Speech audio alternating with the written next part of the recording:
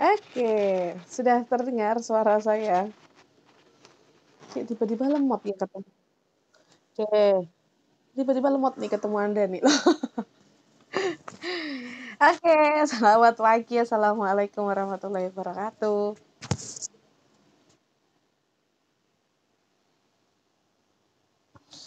Oke, terima kasih atas undangannya yang sudah Mas Faik sampaikan di minggu lalu sepertinya. Terus saya tanya, kita mau ngapain di materi EUE BI ini? Karena kita harus jelas nih di sini kita mau ngapain, tujuannya apa, dan nanti fungsinya apa. Karena macam-macam nih fungsinya ejaan ini ya. Banyak banyak hal yang harus dipelajari yang nggak bisa satu atau dua kali pertemuan itu selesai. Ya, jadi terus sudah disampaikan sama Mas Waik, oh maunya seperti ini. Oke. Terus ini dari mahasiswa semester berapa aja? Ada yang semester satu? Enggak satu. Oh, 7, 4 ada ya. Semester 7, halo apa kabar? Oh ya, alhamdulillah baik ya. Masih semangat ya skripsinya ya.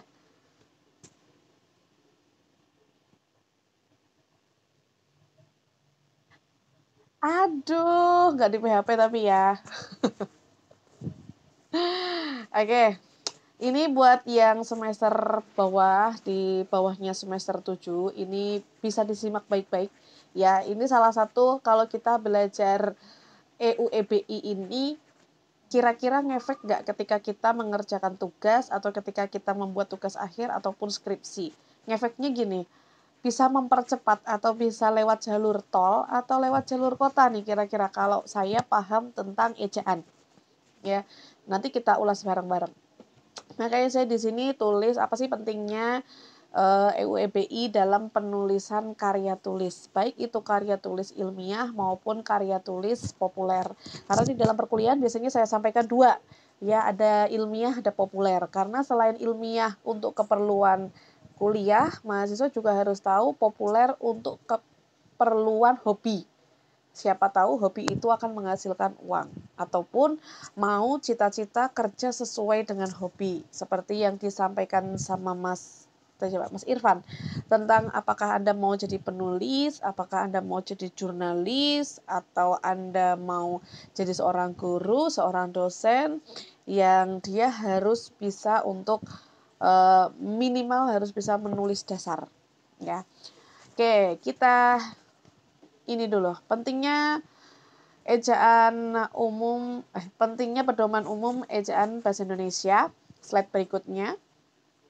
Apa sih ya kira-kira isinya? Nah, ini ya, ada kalian sudah paham betul tentang kata ini. Kata ya, dulu kalau zaman kalian SD namanya EYD, ejaan yang disempurnakan. Di tahun 2009 ke belakang. Tapi setelah 2016 itu berubah jadi pedoman penulisan umum ejaan bahasa Indonesia.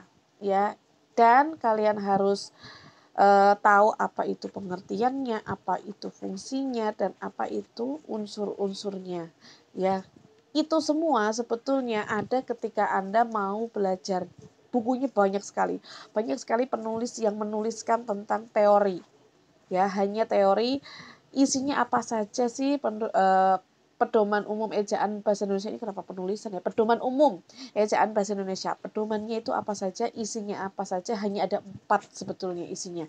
Kalau 4 ini Anda sudah menguasai, insya Allah Anda bisa ikut jalur tol ketika Anda menulis karya tulis ya. Yuk, pengertiannya sudah cari sendiri di Google banyak ya. Fungsinya ini kita kecilkan dulu, fungsinya adalah sebagai mahasiswa yang berjuang untuk keluar dari kampus, ya kan? Anda mau keluar kan dari kampus kan? Nah, keluarnya bagaimana? Anda harus masuk tim pejuang skripsi dan tim pejuang tugas akhir. Betul ya? Nah, perlu perjuangan nih sampai sana. Secara esensi, isinya seperti apa? Saya sebagai pengampu bahasa Indonesia tidak akan menjangkau tentang itu. Tetapi esensi tentang penulisan, maka Anda harus ketemu yang namanya guru bahasa Indonesia atau dosen bahasa Indonesia di kampus Anda. Kalau di Unisbank ada 3 dosen bahasa Indonesia. Bisa silakan Anda cari ketiga dosen itu, termasuk saya cari mau bimbingan, bukan bimbingan tentang esensi apa itu ekonomi, apa itu manajemen, apa itu hukum, dan sebagainya, tidak. Tetapi bagaimana penulisan yang benar dari mulai sampul awal sampai nanti di daftar pustaka, lampiran, dan teman-temannya. Karena kuncinya untuk lulus dan lolos dalam bimbingan itu Anda harus paham betul apa itu bahasa, terutama bahasa Indonesia yang utama dan bahasa pendamping bahasa Inggris. Itu penting. Makanya fungsinya pedoman ini bisa untuk nembus Anda masuk ke jalur tol. Masuknya cukup Anda banyak-banyak membaca buku ataupun referensi yang ada di gawai Anda. Anda paling dekat yang namanya gawai, maka silahkan cari di gawai Anda. Kalau ada waktu, Anda bisa ke perpustakaan, Anda bisa ke toko buku, cari di bagian situ. Ya, kalau bahasa kalau di perpustakaan ada di kode 400-an untuk bahasa.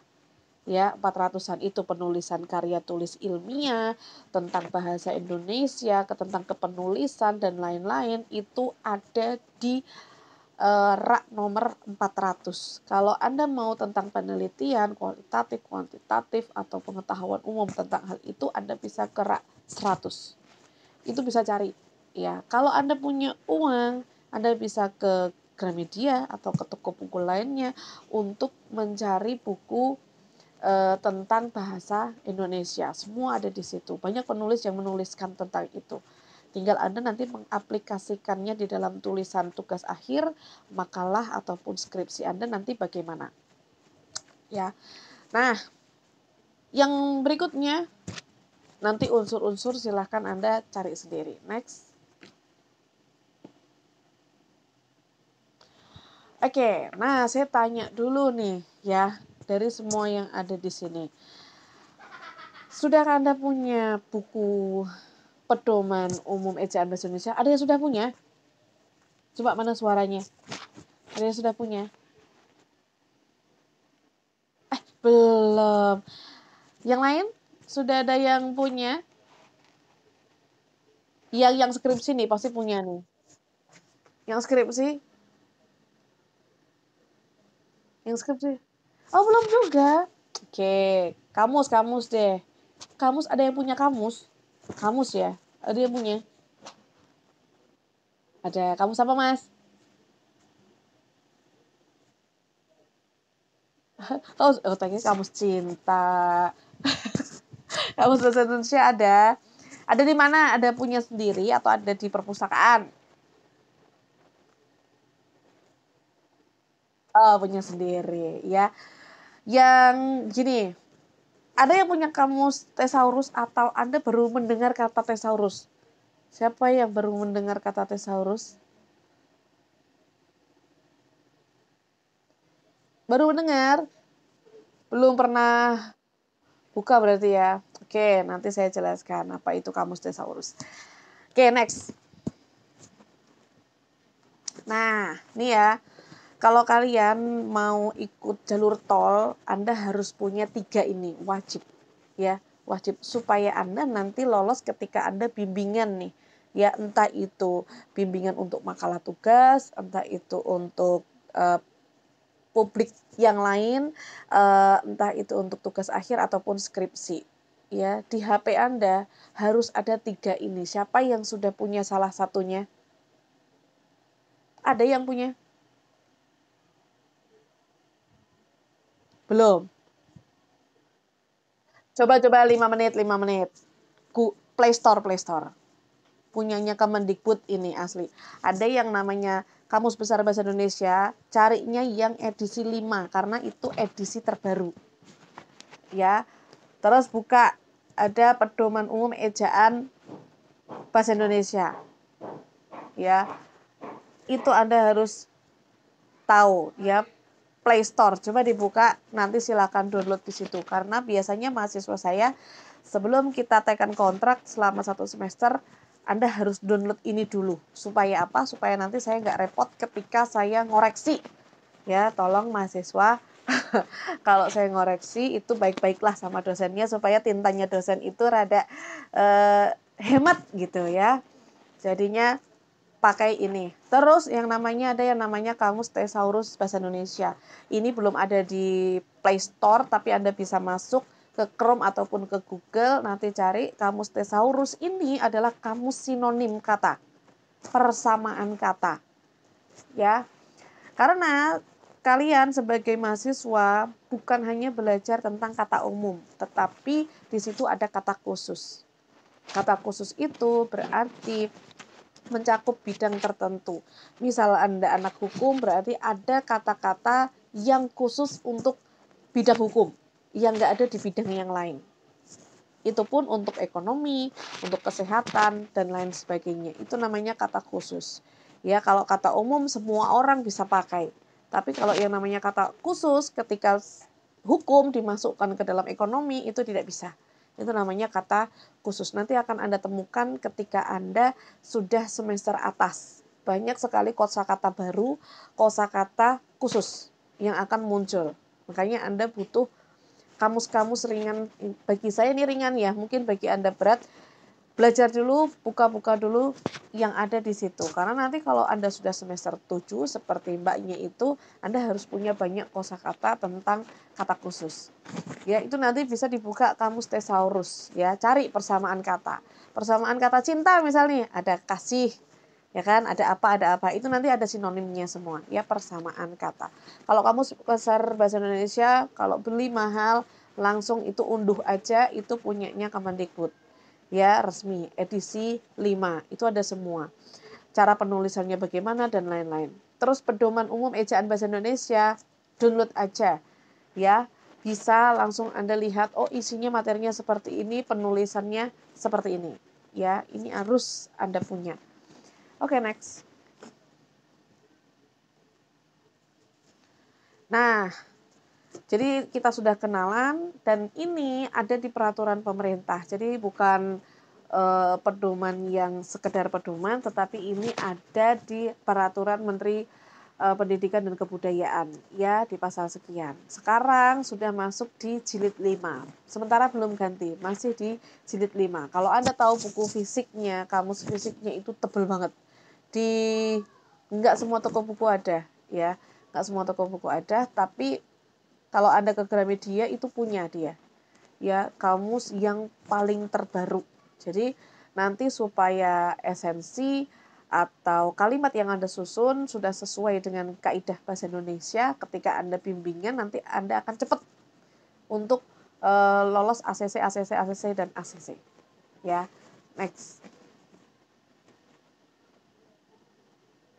Oke. Nah, ini apakah terlalu kecil? Anda bisa buka di HP Anda sendiri. Ya, semoga sudah di-share sama Mas Faik. Itu sebetulnya cuman ada 4. Ya, cuman ada 4. Ada tentang pemakaian huruf, ada itu yang biru itu saya tuliskan penulisan untuk serapan. Ya, karena serapan itu nggak akan saya bahas banyak, makanya saya bikin 3 tabel aja. Ada pemakaian huruf, ada penulisan kata, dan ada tanda baca. Yang keempat adalah penulisan unsur serapan. Sebetulnya ini sudah Anda pelajari sejak SD ya, untuk yang huruf, kata, dan tanda baca. Kalau penulisan serapan itu mulai masuk SMP, SMA. Kalau sekarang SMP sudah mulai masuk untuk kata serapan. Yang serapan dulu ya sedikit. Serapan itu adalah kata yang diserap dari bahasa asing. Bahasa asing misal dari bahasa Inggris, bahasa Belanda, bahasa Spanyol, bahasa Arab, yang kemudian diserap oleh bahasa Indonesia, kemudian menjadi bahasa Indonesia yang baku dan ada di dalam Kamus Besar Bahasa Indonesia. Ya, jadi yang paling kalian sering dengar misalkan bahasa Arab. Ya, ada beberapa bahasa Arab yang dia diserap oleh bahasa Indonesia, kemudian jadilah bahasa Indonesia. Terus ada yang paling deket nih, misalkan ada kata spur. Ya, spur itu kan bahasa Belanda. Terus jadilah menjadi bahasa Jawa, sepur ya, numpak sepur kereta api. Itu adalah kata-kata serapan, peninggalan para penjajah ya yang masuk ke dalam Indonesia. Itu banyak sekali. Nanti ada di instalan Anda yang pedoman umum ejaan bahasa Indonesia. Kadang-kadang saya juga masih buka yang daring ini karena ada kalau diupdate kadang ada beberapa yang pembaharuan. Jadi memang saya harus buka terus supaya saya nggak ketinggalan nih. Ya nanti takutnya mahasiswa saya lebih pintar daripada saya. Ya, jadi memang seperti itu ya. Terus ada yang namanya penulisan kata.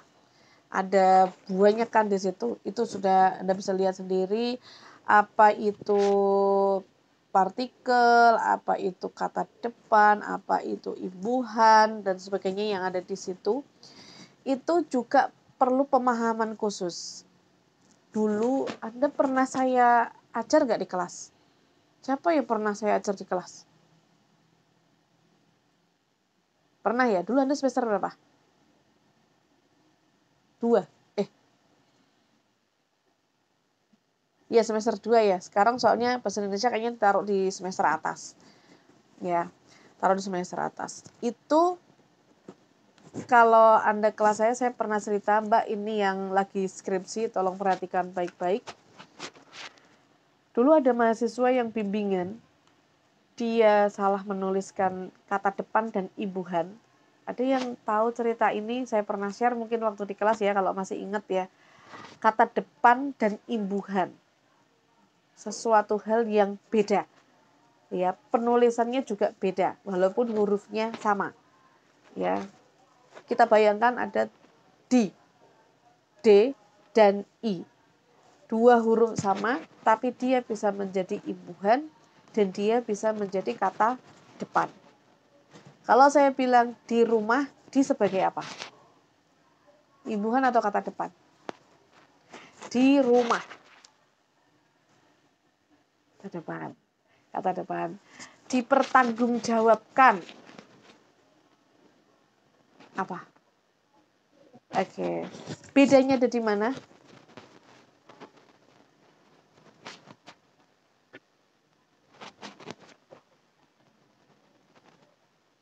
Apa? Dipertanggungjawabkan kata apa? Ayo, kata apa? Saya tahu. Kata apa? Yang satu mengerjakan sesuatu, dipertanggungjawabkan kata apa? Sama-sama kata kerja. Ya, penulisannya beda, maknanya juga beda. Cara penulisannya yang dipermasalahkan sama si dosen itu. Kata depan, penulisannya disambung atau dipisah?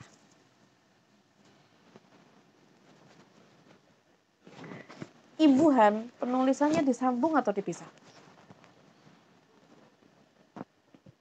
Nah, gara-gara masalah yang sepele kan ya, ini sangat sepele, hanya tentang penulisan. Iki goro-goro satu spasi, ya kan? Ini hanya satu spasi. Saya waktu itu mau ngajar, duduk di ruang dosen. Kebetulan saya waktu itu memang ada jeda waktu 1 jam. Saya nunggu di situ 1 jam. Ada mbak-mbak datang, dia sudah di situ sekitar hampir 1 jam katanya. Berarti kalau dia nunggu dengan saya, berarti itu ada sekitar hampir 2 jam dia di ruang dosen. Kita bayanginnya waktu itu ada di Kendeng, ya, di ruang dosen itu. Hampir 2 jam dia nunggu. Sampailah si dosen datang, terus mbak gitu bimbingan, baru buka skripsi, dosennya buka, dia langsung, Mbak, pulang dulu deh, ya, besok balik lagi, ini semuanya salah. Masa kamu mahasiswa nggak bisa bedain di sebagai imbuhan dan di sebagai kata depan? Itu semua tulisannya dia salah. Hanya masalah di, ya. Dia ketemu hanya 10 menit nggak ada, dia nunggunya 2 jam. Ya, itu hanya gara-gara satu spasi. Hancur sudah harapanku untuk bimbingan di hari ini. Ya kan? Itu sebetulnya masalah sepele bahasa Indonesia yang harus Anda ketahui sejak awal, tapi gara-gara ini pupus sudah harapan Anda. Kadang-kadang nanti jatuhnya dosennya yang, dosen kok killer, dosen kok galak, ya kan? Gurunya netok kok orang dilulus, kayak nggak bisa semudah itu, karena ini judulnya adalah ilmiah. Yang namanya ilmiah, kalau Anda buka materinya yang namanya ilmiah itu harus baku. Ya, penulisannya harus ilmiah. Nggak bisa yang namanya salah kata, salah penulisan, dan lain nggak bisa. Kecuali kalau Anda nulis populer. Cerpen kayak puisi kayak atau esai ya yang sifatnya populer itu silahkan. Suka-suka Anda. Tapi yang namanya ilmiah itu harus ada pakemnya. Nggak bisa tuh digeser-geser, nggak bisa. Sudah ada pakemnya segini. Ya, itu kalau ilmiah. Itu saya dengar itu sebagai saya dosen bahasa Indonesia, hancur hati saya. Apalagi mbaknya. Itu kalau saya jadi mbaknya saya udah nangis. Saya tunggu beliaunya 2 jam, ya mungkin mbaknya persiapannya sudah 1 bulan, hancur sudah. Makanya saya bilang mahasiswa harus tahu 3 tadi. Ya di HP-nya harus ada KBBI, ada EYD tadi ya, EWPI, terus ada kamus Thesaurus.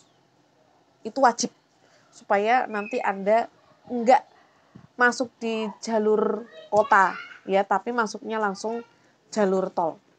Ya, hanya gara-gara ini nih. Makanya saya sering praktek menulis kalau di kelas bahasa Indonesia supaya apa? Saya bisa membantu dari segi bahasa. Biar cepet gitu loh. Saya tuh gemes kalau ada mahasiswa yang hanya gara-gara kalimat yang salah dia disuruh pulang. Padahal tulisan dia, materi dia sudah bagus. Tapi gara-gara bahasa dia yang kacau, kacau itu ada berbagai faktor teman-teman. Faktor yang pertama karena dia tidak mau belajar, tidak mau mencari tahu. Ya, jadi dia malas alias copy paste punya orang lain. Atau yang kedua, nulis asal ya udahlah aku nulis lah gitu, nggak tahu esensinya mau dibawa kemana dan lain-lain. Itu ada 2 hal kalau saya ngelihat tugas akhir ataupun skripsi dari mahasiswa. Ada yang benar-benar dia mikir sendiri, itu kelihatan ya. Yang namanya dosen itu bukan hanya secara akademik, dia sudah menyelesaikan berapa jurnal, dia sudah bimbingan berapa enggak, tapi dia punya intuisi. Ya, bahwa mahasiswa saya ini dia copy paste. Itu tahu. Saya yang tidak pernah ngajar Mbak Silvi, misal nih ya, saya nggak pernah ngajar Mbak Silvi, saya nggak pernah ketemu dia, tapi saya hanya ketemu tulisannya saja. Nih ya, tulisan nih sekali punyanya Mbak Silvi.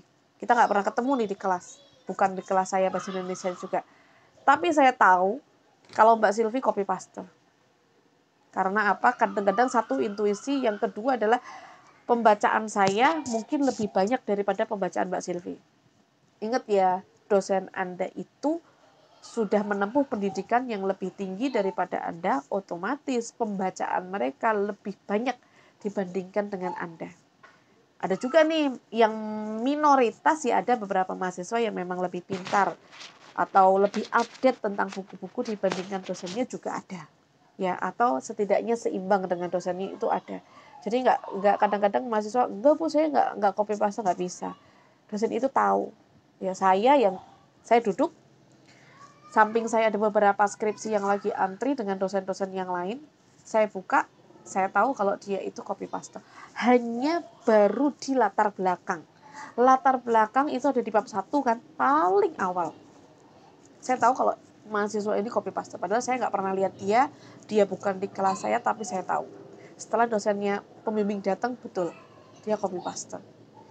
Karena kelihatan, kita main rasa gitu ya, kelihatan bahasanya anak, misal nih ya, bahasanya anak S1 dengan bahasa anaknya S2, dengan bahasa yang digunakan anak mahasiswa D3 itu beda. apalagi SMA, itu beda. Jadi kita tahu nih, oh ini mahasiswa S1, oh ini materinya ini. Jadi kita tahu, ada yang kadang-kadang ketahuannya langsung, dia nih anak ekonomi, di dalamnya isinya tentang manajemen. Walaupun manajemen kadang-kadang nyerempet-nyerempet dikit ada kata khusus tentang ekonomi.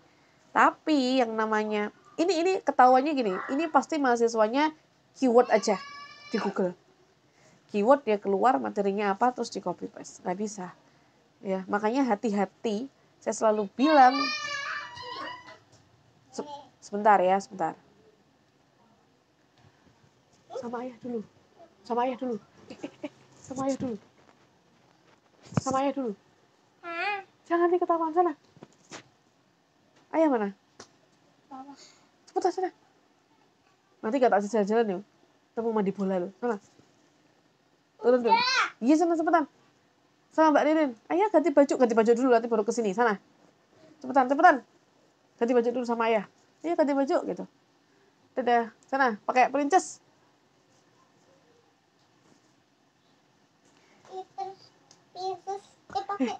Oh iya, sana. Ini bawa nih. Iya, Oke, sorry ya, ada iklan. Kenapa? Udah sana cepetan. Sama ayah. Udah belum selesai. Ya. Sana, sama ayah. Ya. Sana. Cepet nanti gak tak beliin jajan loh. Jajan lagi saya di Romi. Duitnya ada di meja makan ya. Sana. Banyak, sana banyak.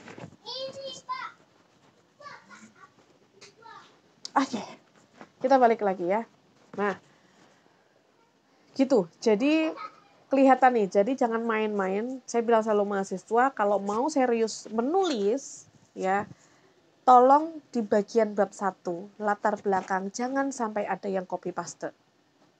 Ya, karena ketahuan nih kemampuan ejaannya dia bagaimana. Terus materinya juga seperti apa antara jangan gitu. Nggak boleh gitu.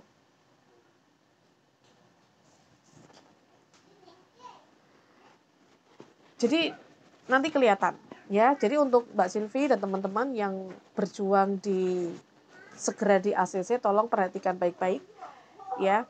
Jangan sampai copy paste di bagian bab 1 sampai selesai karena itu ada 5 poin kan di situ. Jangan sampai ya. Copy paste nggak sembarang copy paste, kalau ada sumbernya dicantumkan sumbernya. Itu bukan copy paste, tapi itu mengutip. Ya. Seperti itu. Lanjut. Next, mana? Nah, coba ya. Ini kelihatan nggak di layar Anda? Saya mencontohkan ejaan yang salah. Nah, di situ. Coba cek. Dari yang kanan, kita main yang kiri dulu, yang kiri ya. Kiri saya tuh, yang apa tuh? Penulisan tentang huruf. Coba, kira-kira yang betul yang mana? Kelihatan nggak? Kalau nggak kelihatan bisa di-share di WA, dilihat. Yang sebelah kiri, ya tentang penulisan itu, yang betul yang mana? Yuk, saya tunggu ya.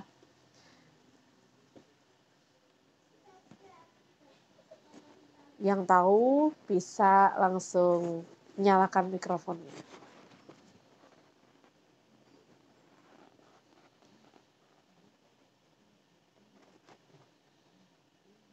Oke. Ada pemakaian huruf dalam judul skripsi. Ada 1, 2, 3, 4, 5, 6. Saya ada 6 judul skripsi dengan judul yang sama. Silahkan cek mana yang betul tentang pemakaian huruf dalam contoh penulisan skripsi. Nih. Sini kalau ya. Oh, salah.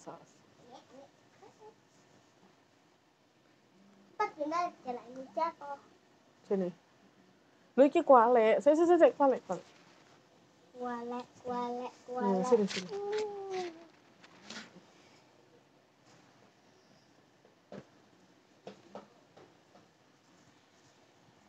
Sabar dulu ya, Bunda belajar dulu ya, oke? Dah. Ini mau ditali nggak? Mau. Nah, jajan Yupi di Deromi boleh. Tapi Yupinya nanti giginya sakit. Oh iya, langsung mainan. Ada yang sudah bisa? Enggak. Kok boleh itu enggak?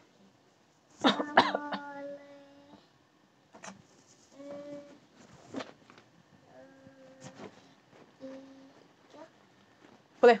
Nah, dibuka kayak ayah ya. Nah. Ayah Kiko. Mau Kiko dia.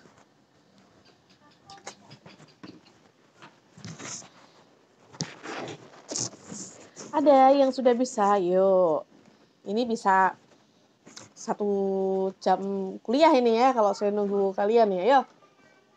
Ya, Silvi.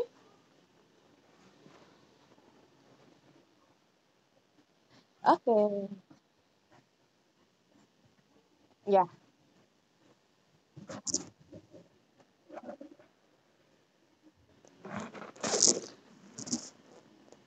Kenapa?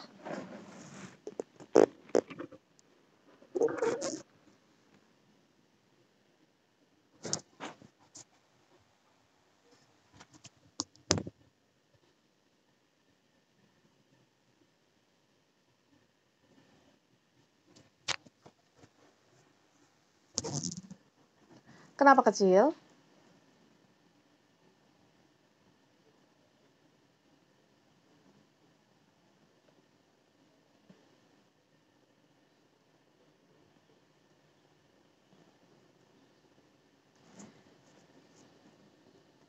Ada kata atas dan ada kata pada. Kenapa kecil ketika dia ada di sebuah judul?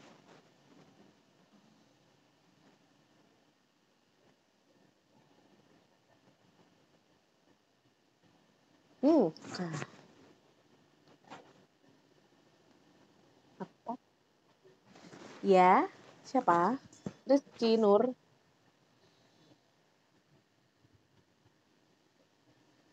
Kata penghubung. Ada yang lain?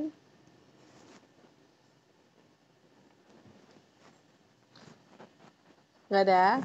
Jadi gini, itu ada 6 yang saya tuliskan. Terus di situ ada yang pertama semuanya huruf kapital, yang pertama huruf awalnya semuanya huruf kapital, yang kedua semuanya huruf kapital, yang ketiga ada yang kapital, ada yang enggak, dan selanjutnya ada. Kenapa Anda nggak memilih yang nomor terakhir? Penulisannya sama loh, sama yang nomor 3. Kenapa kira-kira? Yang tahu?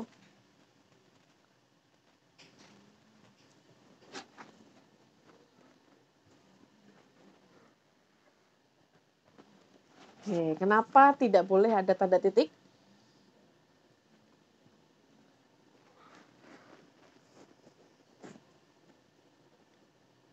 Ada yang tahu?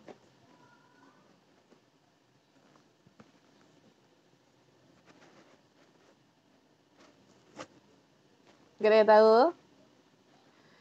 Oke, jadi begini. Hilang.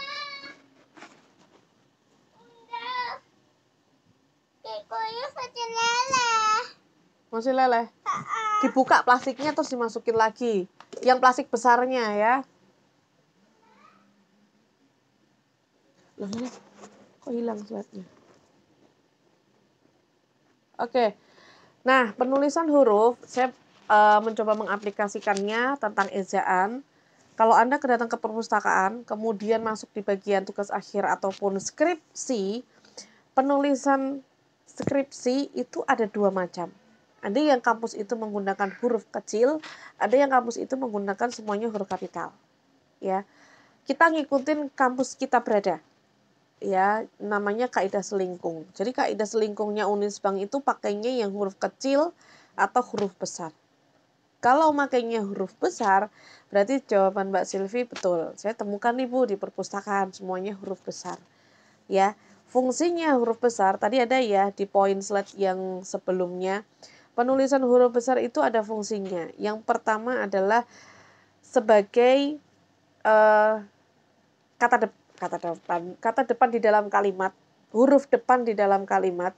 Kalau yang di judul digunakan sebagai penegas, ya, bahwa sesuatu hal itu penting. Makanya ada dua yang digunakan, yang satu huruf kapital, yang satu huruf tebal. Ada kan tadi ya di bagian apa sih isinya EUEBI tadi, ada huruf kapital dan ada huruf tebal. Fungsinya sebagai menegaskan bahwa ini adalah sesuatu hal yang paling penting di dalam satu penulisan itu. Makanya yang namanya judul diletakkan di paling depan dan diletakkan yang paling atas. Ya. Dicek di kampus, kalau Anda mau jalan-jalan ke kampus tetangga, ke kampus teman-teman selain Unisbank, boleh sebagai referensi, tetapi tidak boleh dijadikan sebagai pedoman atau patokan kita menuliskan skripsi atau tugas akhir sesuai dengan di Unisbank, karena Unisbank punya caranya sendiri. Kalau Anda semester atas nanti Anda dapat buku pedomannya, itu bisa dilihat. Kemudian yang kedua, yang tadi poin ketiga itu juga betul. Yang namanya judul itu nggak boleh ada tanda titik, karena judul tidak menggunakan kalimat, tapi judul menggunakan frasa. Judul itu frasa. Jadi kalau ada yang bilang kalimatmu judul itu apa? Enggak, salah. Karena yang namanya judul tidak pakai kalimat tetapi dia pakai frasa. Makanya yang namanya frasa itu enggak ada titiknya. Syarat untuk menjadi kalimat adalah minimal 2 kata, diawali dengan huruf kapital dan diakhiri dengan tanda baca. Itu namanya kalimat. Tapi yang namanya judul itu adalah frasa, tidak diakhiri dengan tanda baca, tidak diawali dengan huruf kapital, dan tidak minimal 2 kata. Karena dia minimal harus 5 kata. Bahkan lebih. Makanya untuk teman-teman Mbak Silvi yang semester atas dan lain-lain, sebelum Anda bimbingan, berarti kemarin ya sudah selesai kan itu masa-masa untuk pencarian judul, Anda harus banyak-banyak membaca judul. Ada tuh di mana di web biasanya ada punyanya pemerintah, itu ada tuh semua judul yang mirip dengan Anda itu ada. Oh iya, sana ada. Kalau mau skripsi itu Anda jadikan sebagai patokan, boleh. Nanti masuknya di bab 2 penelitian terdahulu sebagai referensi Anda. Itu boleh dimasukkan. Langsung dicantumkan. Misal penelitian terdahulu ngambil dari skripsinya Mardiana, tulis Mardiananya di situ. Itu bukan plagiat, itu referensi yang resmi. Karena Anda tulis di situ, ada nama Mardiana di dalam kutipan Anda dan ada Mardiana nanti di daftar pustaka. Ya, itu. Yang berikutnya masalah judul tadi ya. Atas dan pada, atas itu adalah partikel dan ada itu adalah kata depan. Yang namanya partikel, kata depan, konjungsi, ya, itu tidak boleh menggunakan huruf besar di dalam penulisan judul. Jadi dia huruf kecil. Ya, yang dipakai adalah selain itu pakainya huruf kapital. Ya, itu untuk penulisan judul. Gitu. Coba yang sebelah kanan, yang betul yang mana? Kalau yang sebelah kanan pasti udah bisa nih. Nomor berapa?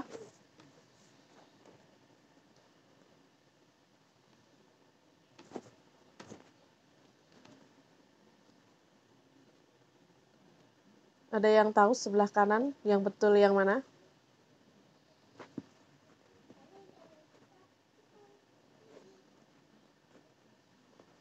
Ini PowerPoint-nya hilang atau gimana ya? Kok saya nggak bisa lihat ya?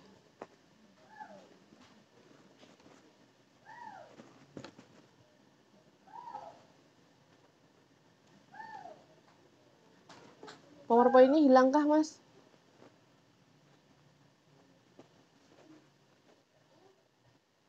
Enggak. Yang mana? Kanan atau kiri?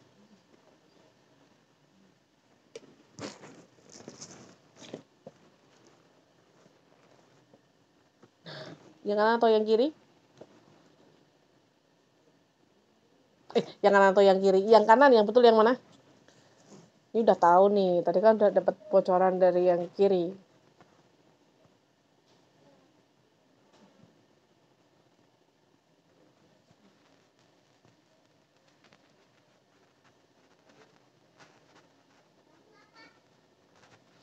Yang mana? Ya betul.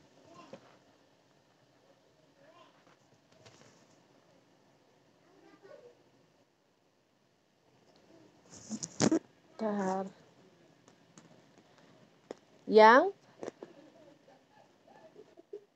poin 5 atau poin 1? Kenapa Anda pilih poin 5? 1 atau 5? Atau yang lainnya? Hayo. Ini penggunaan tanda baca iya, penulisan kata iya, ya kan? Ini nanti ada kata akronim, ada kata singkatan. Ayo. Yang mana yang betul? Kalau Anda anak ekonomi, anak manajemen, pasti tuh pakai yang namanya singkatan-singkatan seperti ini. 5. Kenapa 5?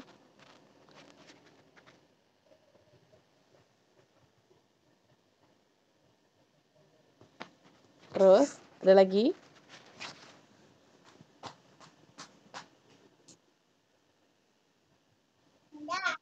Tadi aku nih ada ini. Iya, udah sana. Bentar lagi udah selesai. Oke, bukan karena Unisba. Kalau Anda lihat di pedoman bahasa Indonesia, itu yang namanya PT, CV. Kalau dulu pakai titik, sudah diperbarui di tahun 2019. Kalau yang namanya CV, PT, TPK, kalau yang tulisannya kapital semua, itu tidak menggunakan titik. Nanti bisa dicek. Ya, Anda sudah download kan ya tadi ya. Sebagai pedoman Anda ya, Anda bisa download, Anda bisa cek di situ. Tidak menggunakan titik dan menggunakan huruf kapital semua. Termasuk penulisan Persero yang betul yang mana? Persero itu singkatan atau akronim. Penulisannya bagaimana? Ada yang tahu?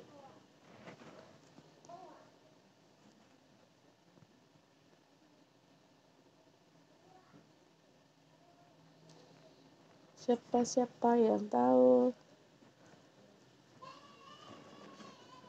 Persero. Singkatan. Penulisannya bagaimana? Huruf kapital semua. Kalau huruf kapital semua, P-nya apa?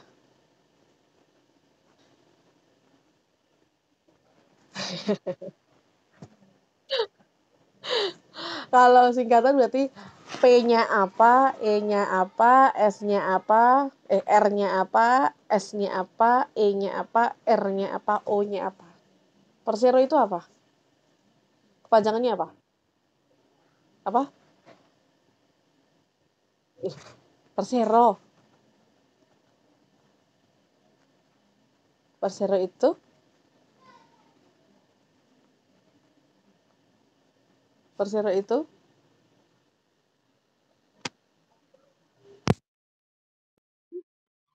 Nah, perusahaan perseroan. Perseroan. Perusahaan perseorangan, ya. Jadi, singkatan atau akronim? Masalah seperti ini sebetulnya simple, tapi nanti kalau ada ketemu dosen yang benar-benar jeli, aduh selesai Anda. Apa?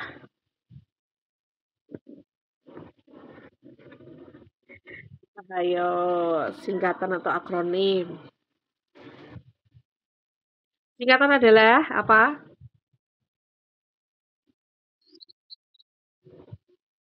Akronim adalah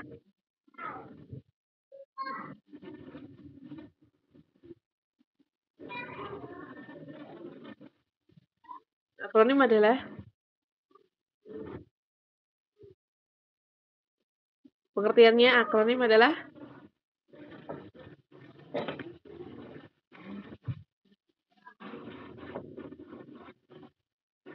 ada yang tahu? Ayo kamusnya dibuka dong. Tadi kan udah unduh.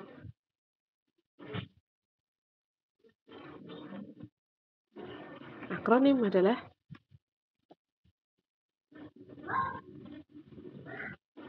di kamus. Hah?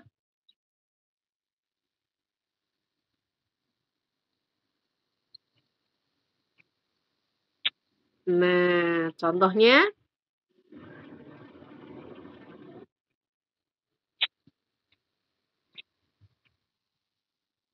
Nah, kalau bersero berarti masuk nggak? Masuk, oke.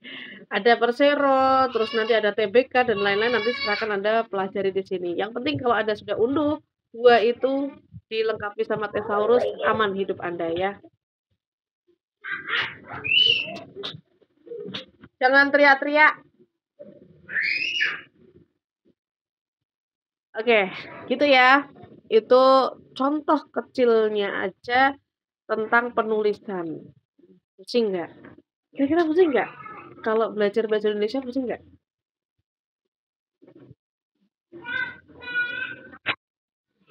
Pusing ya Mas Silvi ya. Mas Silvi siap-siap ya yang nanti mau skripsian ya.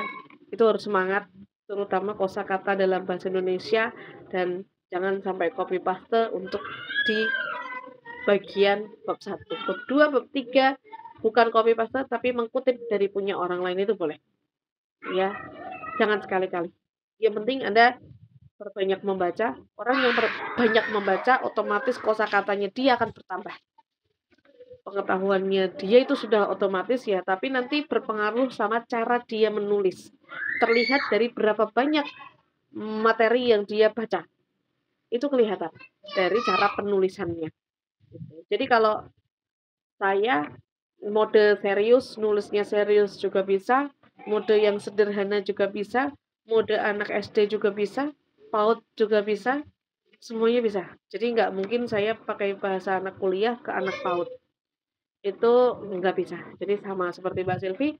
Mbak Silvi kalau sudah mau masuk skripsi jangan menggunakan kosakata Anda yang sedikit di SMA, tapi sudah lebih banyak. Sudah lebih banyak daripada adik-adik Anda yang di semester 5 ke bawah.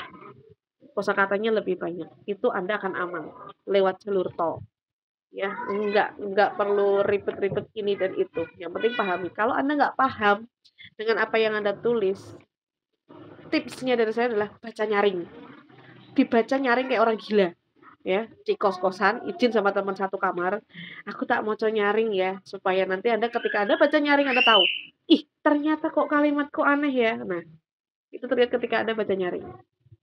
Ya, dibaca nyaring, kalau dibaca dalam hati kadang-kadang kita rada kelewat, tapi kalau dibaca nyaring itu kelihatan. Ih, ternyata kok enggak, kok gini amat ya kayak gitu. Oh, pantas dosen saya nggak paham karena kalimat saya yang berantakan. Itu penting. Jadi makanya kalau di kampus biasanya saya ada klinik bahasa, itu saya membantu para mahasiswa untuk menyelesaikan kebahasaan mereka. Jadi saya tidak membahas tentang esensinya, saya nggak membahas tentang ekonomi, saya nggak membahas tentang manajemen atau materinya dia, objeknya dia apa enggak, tapi saya membantu mahasiswa dalam kebahasaannya dia. Karena memang kalau diteliti itu coretannya banyak sekali. Ada yang mahasiswa datang ke saya, "Bu, saya aduh lemes, Bu. Ini semuanya dicoret." Padahal saya udah nulis sendiri, Bu. Padahal ini sudah benar. Tapi ketika saya lihat, oh ya, saya paham. Anda tidak menggunakan kalimat yang baik, baik itu berarti baku, efektif, ya. Jadi dia bertele-tele, ya. Kalau menulis karya ilmiah nggak boleh bertele-tele. Boleh itu di populer, ya. Kalau cerpen gitu kan bertele-tele boleh. Ya karena kita akan terbawa suasana. Kalau di ilmiah enggak, kita harus jalan tek tek tek kayak gitu. Sudah ada pakemnya sendiri. Dicoret semua itu hanya gara-gara kalimat dia yang berantakan dan paragraf dia yang kepanjangan. Ini satu lagi tipsnya. Jangan pernah Anda membuat kalimat yang terlalu panjang. Ya, jangan pernah Anda membuat kalimat yang terlalu panjang. Kalimat di dalam paragraf yang terlalu panjang. Misal, satu paragraf ada isi 10 sampai 15 kalimat. Wassalam. Dosen aja males baca. Itu yang kadang-kadang, Mas, aku mumet, mau tulisanmu sana dibalikin dulu. Bukan mumet karena materinya, tapi mumet karena Anda menuliskan satu paragraf bisa 15 atau 10 kalimat dalam satu paragraf. Itu main di mata itu capek. Ya, makanya kalau orang penulis-penulis mahir, penulis populer misalnya kayak cerpen, novel, Anda kalau sering baca novel, nggak ada tuh novel yang paragrafnya yang panjang itu nggak ada. Termasuk ketika kita masukkan di dalam karya ilmiah, nggak ada yang namanya paragraf panjang itu nggak ada. Anda cukup tulis 5 kalimat, cukup. Setelah itu Anda bikin paragraf baru. Itu akan nyaman pembacaannya. Oh, dia pendek, selesai, pendek, selesai, pendek, selesai. Daripada blok satu halaman, satu paragraf mumet. Ya, yang baca itu pusing. Dan kalimatnya jadi kemana-mana. Kalau dicoret-coret, kalimat misal bab satu yang Anda tulis 8 paragraf, 8 halaman, dicoret-coret sama dosennya bisa jadi 4 halaman. Karena tidak efektif. Saya pernah itu. Bab satu, mahasiswanya bikin 10 halaman, saya bilang, ngapain bikin yang namanya bab satu 10 halaman? Buat apa? Yang namanya bab satu itu adalah aku. Ya, jadi kalau orang pacaran tuh begini. Kita nih pacaran nih. Kalau Anda yang pacaran ya, yang bukan yang ta'aruf ya. Ta'aruf pun ada CV-nya loh ya, nggak sembarangan ya. Kalau Anda pacaran nih, yang dilihat pertama apa? Nggak mungkin dilihat hatinya. Yang dilihat itu pasti wajahnya. Betul? Betul nggak? Mana suaranya? Ada nggak yang langsung, Anda lihat saya tiba-tiba, ih, Bu Mardiana baik. Bisa nggak kayak gitu? Bisa nggak? Ayo, siapa yang sudah pacaran di sini? Mbak Silvi, Mbak Silvi? Bisa nggak kayak gitu, Mbak Silvi? Ah, nggak, nggak apa nih? Nggak pacaran? Nah, nggak bisa. Kita lihat pasti dari wajahnya. Silvi ini cantik nggak gitu kan. Anda lihat pertama kali saya jadi bilang, ih, Bu Marina baik ya, pinter ya. Nggak bisa. Kita baru pertama kali ketemu. Sama seperti kalau di skripsi itu, yang dilihat itu wajahnya dulu, berarti yang dilihat judulnya dulu. Sampulnya dulu nih yang dilihat. Ih, ini sampulnya keren nih. Ya, ibarat kata nih Mardiana nih pakai lip pakai blush on, pakai ini, wah dia make up, cantik. Dosen lihatnya gitu, termasuk tulisan Anda. Ih, tulisannya cakep. Oh, ini referensinya keren. Referensi keren itu bisa dilihat dari judul Anda. Ini anak pinter nih. Dari mana? Dari judul. Dosen nggak akan baca halaman 2 sampai 500, enggak. Cukup baca satu di halaman awal, dia sudah tahu bahwa Mardiana itu pintar. Dari mana? Ih, make up-nya dia bagus. Udah lihat saya begini, ya. Ih, cantik nih Mardiana. Satu, bisa ada lihat langsung bisa. Ih, ternyata Mardiana itu gendut ya. Ih, ternyata Mardiana itu nggak pintar dan nah itu bisa dilihat dari wajah, dari judulnya. Kita lihat nih, sudah kenalan sama judulnya dari awal sampai nanti di identitas kampus. Kita masuk di halaman berikutnya, di halaman 2. Ini namanya bab, enggak halaman 2, halaman 5 mungkin ya. Ada yang namanya bab 1 latar belakang. Nah, itu mulai dilihat dari hatinya. Yang namanya hati, nggak mungkin hatinya Mardiana sama hatinya Silvi beda. Makanya nggak mungkin juga yang namanya bab 1, saya pakai hatinya Silvi, nggak bisa. Yang namanya bab 1 itu, saya ya saya. Ya, bab satunya Mardiana, yang mikir juga harus Mardiana, karena itu adalah cerminan dari Mardiana di halaman atau di bab 2 sampai bab 5 terakhir. Makanya banyak mahasiswa yang tidak di ACC, sulit di ACC di satu, di bagian judul, yang kedua di bagian bab 1. Kenapa? Dosen itu tahu. Ih, ini nih Mardiana nih copy paste. Mbak Mardiana pulang dulu deh. Ya, ini saya sudah pernah baca ini. Sudah pernah.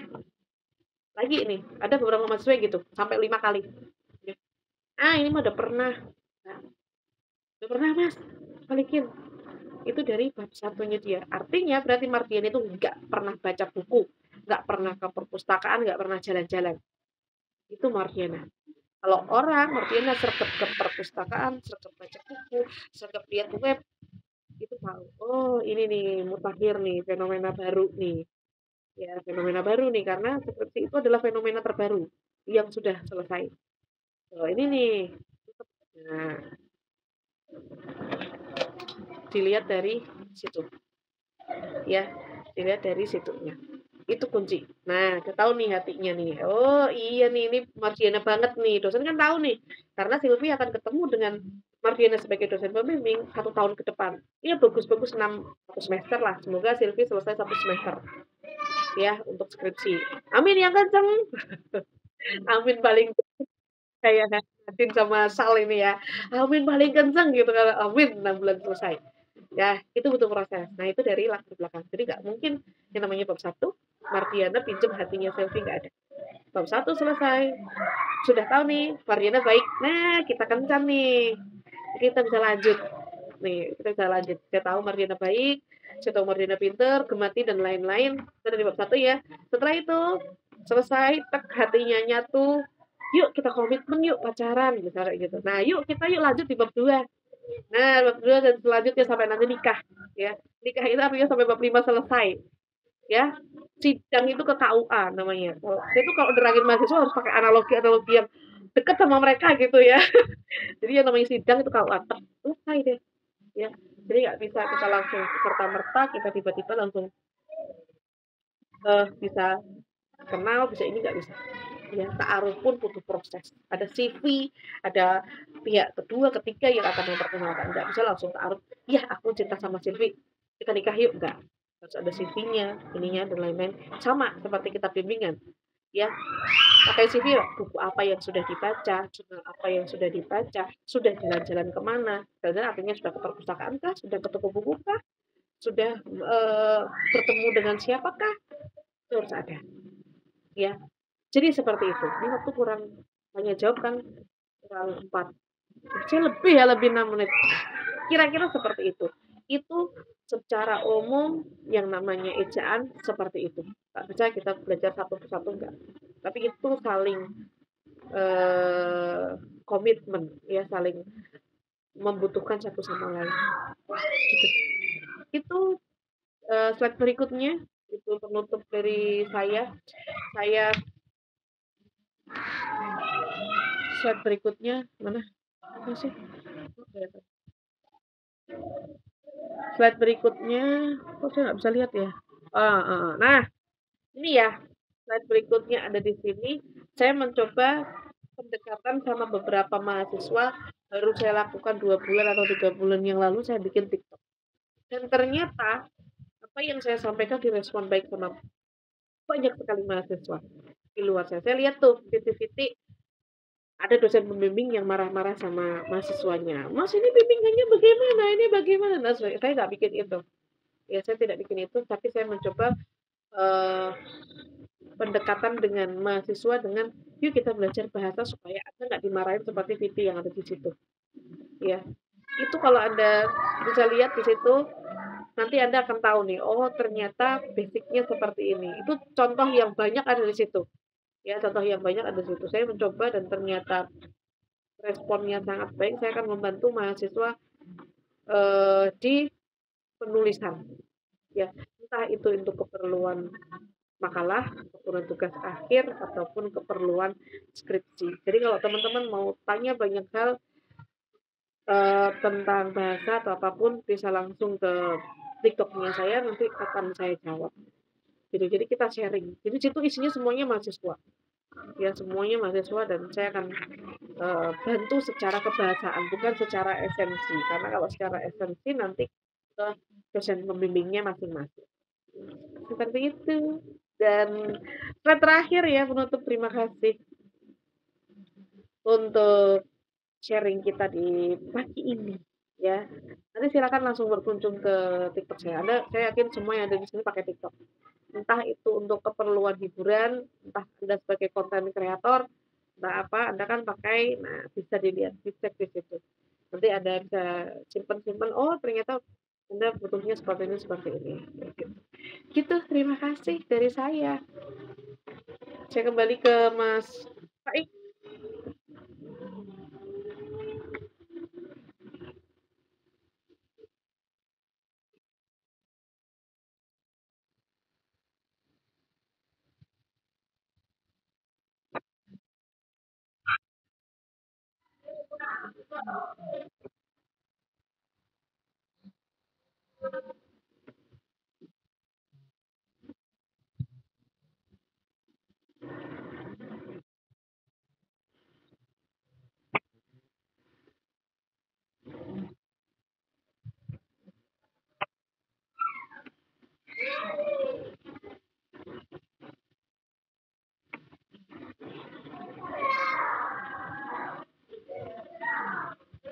Kalau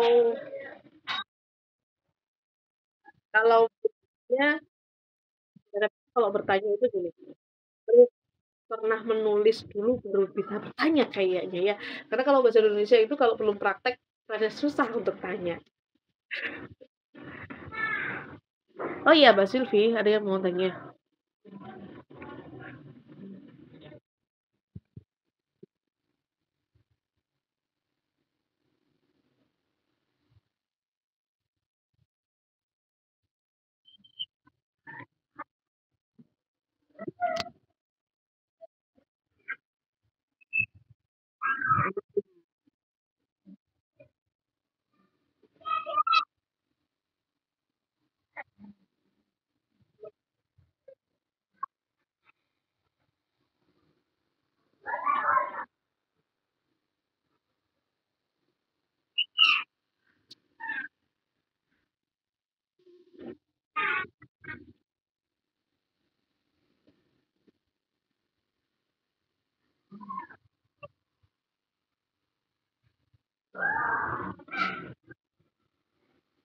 Oke, yang pertama trik untuk penulisan judul untuk skripsi. Anda skripsi atau tugas akhir?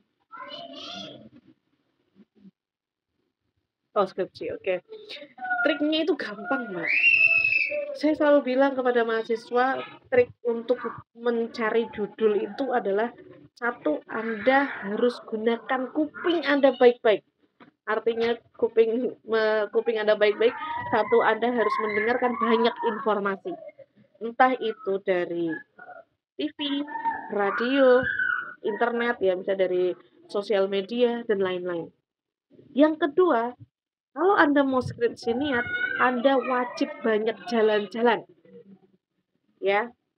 Jalan-jalan, jalan-jalan ke perpustakaan, jalan-jalan ke toko buku, jalan-jalan ke tempat nongkrong, atau jalan-jalan di tempat yang akan Anda tuju. Tuju itu artinya Anda mau membuat skripsi apa, materinya tentang apa. Misal, Anda akan membuat materi tentang, Anda jurusannya apa nih? Nah, akuntansi. Misal Anda mau membuat penelitian tentang eh, akuntansi itu apa? Misal apa nih, Mbak? Objek yang biasanya di misalkan audit. Anda mau audit nih di perusahaan misal. Nah, Anda harus sering-sering mengulik informasi tentang perusahaan itu. Atau Anda mungkin ada kafe yang dekat dengan perusahaan itu, Anda sering-sering dengar nih. Kira-kira ada masalah apa ya yang ada di situ ya? Itu misalkan atau Anda banyak nongkrong di dalam satu komunitas yang satu bidang dengan Anda. Itu tips yang paling jitu selama saya memberikan tips pada mahasiswa. Ya, triknya mudah banget. Satu, mendengarkan, dua, jalan-jalan. Selesai. Karena yang namanya skripsi adalah fenomena yang sedang terjadi dan sudah selesai di waktu terdekat. Paham nggak? Fenomena yang sudah terjadi, yang lagi hits nih apa, tapi yang hits itu sudah hampir selesai. Misal, ya, COVID nih. Fenomenal nggak waktu itu? Fenomenal banget ya. Sudah selesai belum? Sudah. Kalau sudah selesai, yang fenomenal itu pasti punya data, ya kan? Datanya sudah selesai, yang meninggal sekian, yang selamat sekian, dan sebagainya. Itu baru bisa diteliti. Tapi kalau misalkan tahun ini masih COVID, Anda mau meneliti tentang COVID nggak bisa. Karena masalah itu sedang berlangsung. Itu tidak bisa. Jadi, kalau mau audit, cari perusahaan yang sekiranya punya masalah menarik. Saya nggak tahu isinya audit itu yang menarik apa. Cari satu masalah atau fenomenal yang berkaitan dengan audit. Dan Anda melakukan penelitian itu, kalau Anda tahun 2024 akan bimbingan, berarti Anda harus mencari data minimal di tahun 2002 sampai enggak, 2020 sampai 2023. Karena data yang akan digunakan minimal 2 atau 3 tahun ya untuk melakukan penelitian tersebut di satu perusahaan ya datanya. Karena kalau Anda ambil data 2024 nggak bisa. kadang pun 2023 pun perusahaan kadang nggak mau ngasihnya 2022 karena kadang belum selesai nih masalah di 2023. Jadi satu banyak nongkrong, dua banyak jalan-jalan, tiga banyak mendengar. Itu tips yang paling situ. Jadi Anda akan tahu nih. Yang keempat itu sudah masuk ke ketiganya karena membaca. Ketika Anda melihat, bener nggak sih? Baca. Ya kan? Ketika Anda jalan-jalan, masa bener sih? Baca lagi. Ya kan? Itu sudah otomatis yang namanya baca masuk di ketiga itu. Ya. Atau yang paling dekat atau gampang ya Anda berkumpul dengan satu komunitas yang sebidang dengan Anda. Sharing pikiran, sharing ilmu itu sangat berpengaruh sekali terhadap cara pandang Anda. Nanti masuk ke dalam judul itu. Nah, setelah itu Anda cek di webnya. Nanti dosen Anda akan bilang, kalau Anda cari sendiri, kira-kira judul yang saya buat ini ada nggak? Atau sudah pernah diteliti atau belum? Cek, di Google ada. Ya, nanti ngecek sendiri, oh ternyata sudah ada, ganti. Nanti cek lagi, oh ternyata sudah ada, ganti lagi. Ya, cek sendiri. Sebelum Anda ketemu dengan dosen, Anda harus matang di situ. Ya. Yang kedua adalah penulisan paragraf. Penulisan paragraf itu ada dua macam. Yang satu menjorok, yang satu tidak menjorok. Nanti yang tidak menjorok itu beda di spasi. Kalau misalnya skripsi kan spasinya dua. Mungkin antara paragraf satu dengan paragraf dua, tengah-tengahnya itu adalah 2,5. Jadi beda dengan yang paragraf satu dan paragraf dua. Ya, Anda harus ingat kalau skripsi itu spasinya dua. Ya, kalau makalah masih 1,5. Ya, tapi kalau skripsi dua. Kalau kutipan satu spasinya. Terus dua itu pasti yang antara paragraf satu dengan paragraf dua itu ada 2,5. Jadi lebih lebar dikit. Oh, ini yang membedakan antara paragraf satu dan paragraf dua. Terus balik lagi nih ke kaidah selingkungnya Unisbank. Pakainya apa? Yang menjorok atau nggak menjorok? Tapi kalau Unisbank kayaknya menjorok. Tahu saya ya, saya menjorok.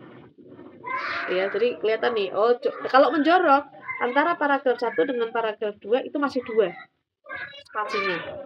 Karena sudah ada pembeda di yang menjorok. Menjorok itu pakainya 5 ketukan kalau di karya ilmiah. 1, 2, 3, 4, 5. Itu menjoroknya itu ada aturannya. Enggak sembarang kita menjorok itu enggak. Jadi aturannya 5 ketukan dari situ. Dengan margin 3, 3, 4, 4. Jadi nanti ada ketukan 1, 2, 3, 4, 5. Nah, dari situ nanti kita bisa tahu. Kayak gitu, Mbak. Tapi setahu saya kalau Unisbank itu dia menjorok ke kanan. Itu. Ada lagi? Ya.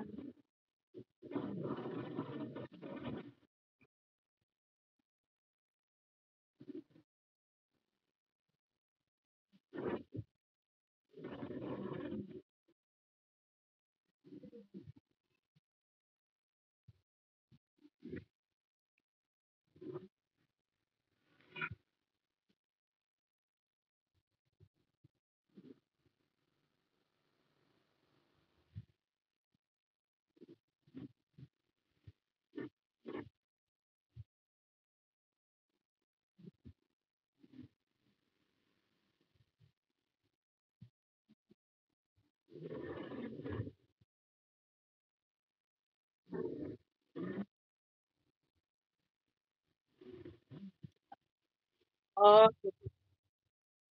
hmm.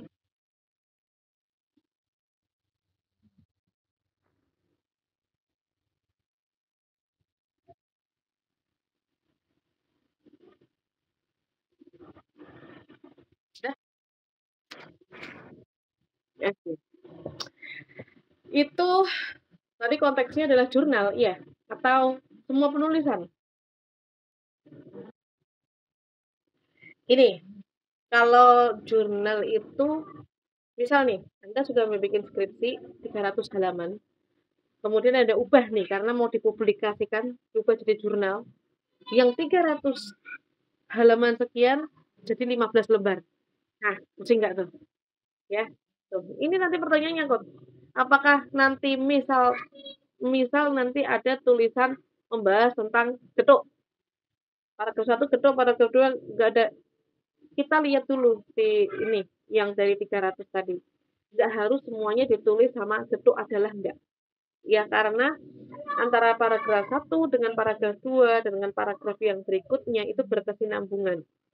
Ya, kalau Anda nggak nyebut gedok di paragraf 2 mengganti dengan kata lain itu sudah ada di dalam paragraf satu. Ya, kalau masih bingung, biasanya menggunakan di sisi lain ya atau menurut pandangan lain. Nah, itu cara ya kan maksudnya kan enggak membedakan antara paragraf satu dengan paragraf 2 dengan esensi yang sama. Itu biasanya gitu. Itu adalah makanan tradisional dari Jawa yang terbuat dari singkong. Menurut Mardiana kedok adalah ini. Di paragraf yang berikutnya dari paparan di atas misal, atau eh, dengan kata lain atau menurut pandangan lain itu bisa ya. Jadi itu berkesinambungan. Ya, terus ada lagi kata ganti nanti yang terakhir yang paragraf untuk penutup biasanya berdasarkan paragraf di atas itu sudah mulai kesimpulan. Jadi nggak harus si gedok itu ditulis setiap paragraf enggak karena kamu harus mencantumkan kutipan dari orang lain juga masuk ke situ dan pendapat pribadi kamu sendiri ya pendapat pribadi Anda sendiri juga masuk ke dalam situ. Jadi nggak selamanya gedok harus ditulis dengan gedok. Dibikin kata lain mengambil dari sumber yang lain itu boleh. Yang kedua masalah lamaran pekerjaan. Oke, nih ya saya sudah mengalami banyak sekali melamar pekerjaan. Ada yang sudah pernah melamar pekerjaan belum? Kalau tanya begini harus ada yang pernah nih. Pernah? Selain gitu pernah? Gimana Mas? Yang pernah coba cerita. Dulu masukin CV pakai apa?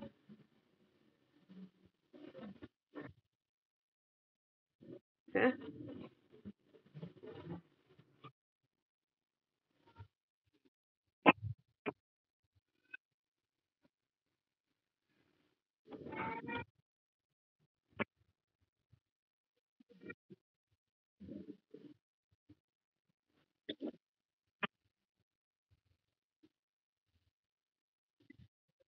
Ya, lembar gitu ya ada.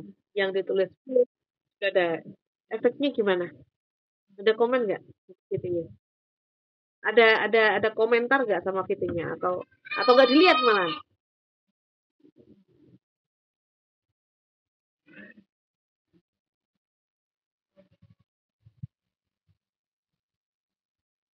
Oh, oke. Jadi begini, ada yang perusahaan itu pengennya menulis tangan, ada yang enggak. Termasuk ketika para pejuang CPNS, di dalam CPNS itu lamaran pekerjaan, ya kita masuk nih, itu juga ada yang diketik, ada yang tulis tangan. Ya, padahal itu dua hal yang sama. Jadi istilahnya yang diketik tadi kita tulis ulang pakai tulisan tangan. Kenapa? Itu ada ilmunya supaya kita tahu karakter orang ini tuh seperti apa dari mana? Dari penulisannya, dari tulisan tangannya dia. Ya, ini ada ilmunya, ada kuliahnya. Secara psikologi bagaimana itu ada. Biasanya beberapa perusahaan besar biasanya minta tulis tangan, termasuk kalau Anda ngelamar CPNS. Itu juga ada tulisan tangan. Nanti dilihat nih, oh ternyata karakternya dia seperti ini, oh seperti itu. Secara psikologi seperti ini. Itu ada. Makanya kenapa beberapa yang pakainya tulisan tangan.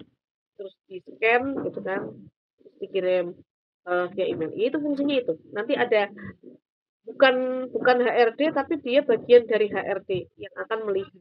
Oh, Pak itu ternyata orangnya seperti ini. Oh, kesusunan nih orangnya itu dari tulisannya Pak sudah kelihatan. Ya, itu ada ilmunya sendiri.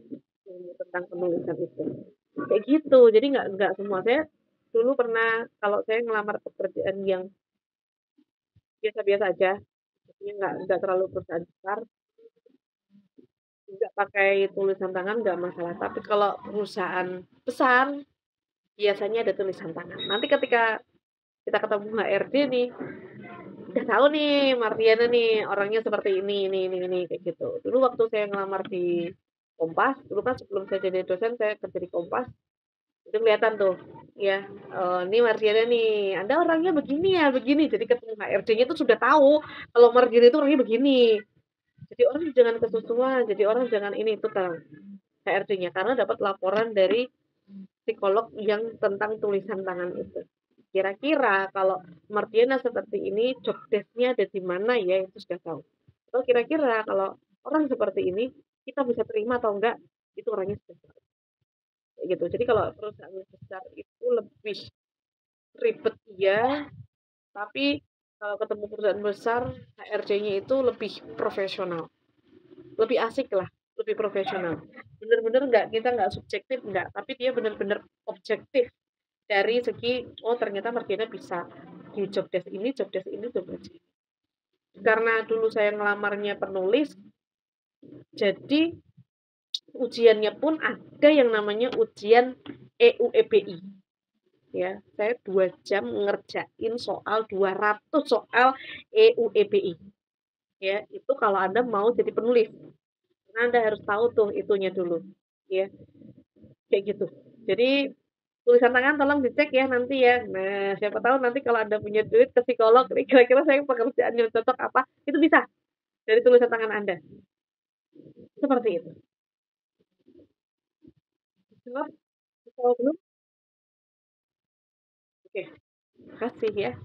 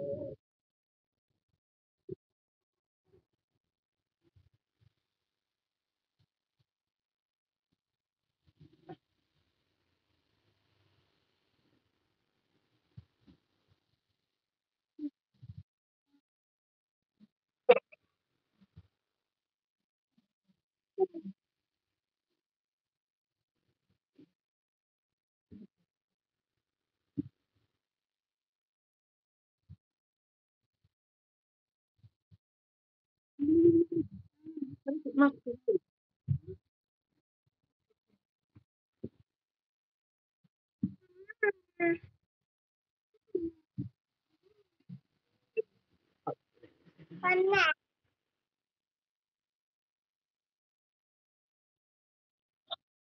tahu nggak? Kamu mau mikirin? Udah punya mikir. Awas dulu, awas dulu.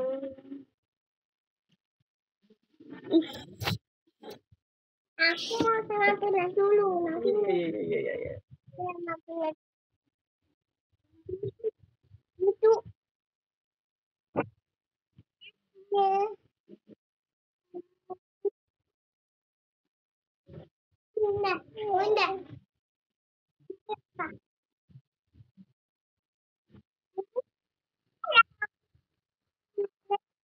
Wah,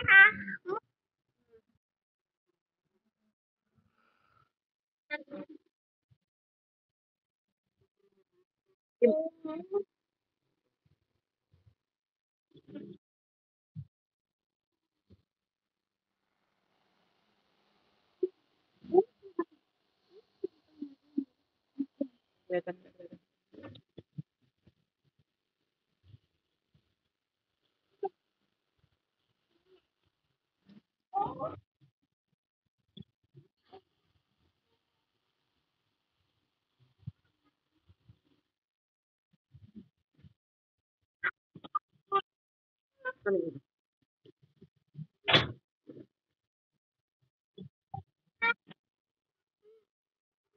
Waalaikumsalam warahmatullahi wabarakatuh.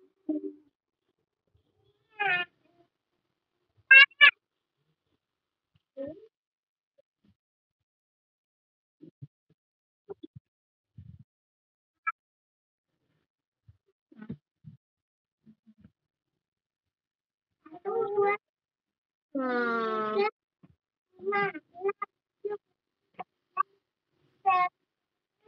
Kamu jalan ya? Mana ini?